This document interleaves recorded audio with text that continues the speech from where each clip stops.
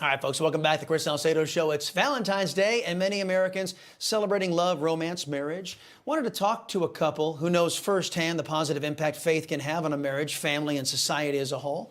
Founding senior pastor of Real Faith and Trinity Church, Mark Driscoll, and Trinity Church Women's Ministry Director, Grace Driscoll. Welcome to you both. I want to hear both of your perspectives on this. In this day and age, isn't it critical that men and women have that third partner in the marriage? God. Grace, you go first. Absolutely. Without God, you don't have a marriage. He's the leader of the marriage. And if we can't go to God in prayer and ask him to figure things out, then we don't have much of a marriage.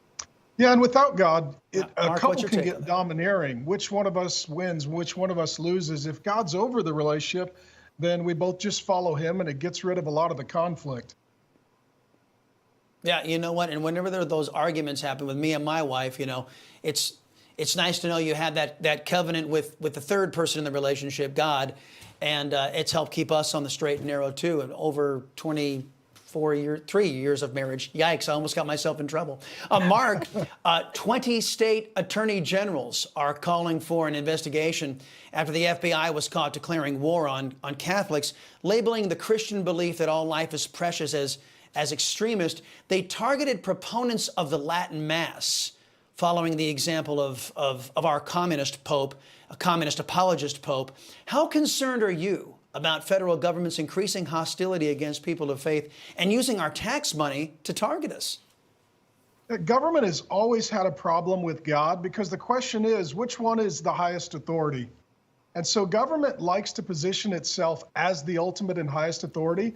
And that's where true faith is really a threat to government, because it says, no, there is a God who is above the government, and the government's authority is derived from God. And so government continually attacks faith, and what it's seeking to do is it's seeking to replace God as our highest authority. And so for people who do believe in Jesus, love the Bible, we're people of faith, we read the Bible, and most of the time the biggest enemy of faith is the government from beginning to end of the scriptures. Grace, the Super Bowl was this last Sunday, and in the middle of all that divisiveness, there were some positive aspects. The He Gets Us campaign aired a Super Bowl ad that was asking and prompting for unity.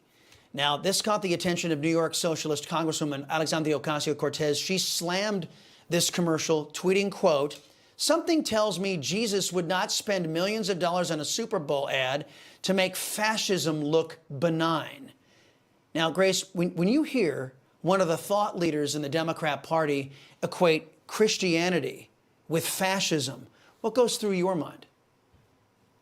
Well, I think the desperate need is why we spend the money on things like that, because we need unity in the culture. And fascism is actually what the people that are not promoting unity are more about. Well, that, and I think AOC has about the same odds of telling us what Jesus thinks as I do of getting pregnant on Valentine's Day. So she's just, she's just weaponizing God's word because she's just an opportunist. That's all.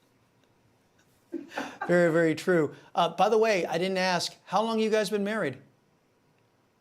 Over 30 years. 5 kids. Congratulations. Congratulations to you both. Grace and Mark Driscoll, happy Valentine's Day to the both of you, and thanks for spending some time here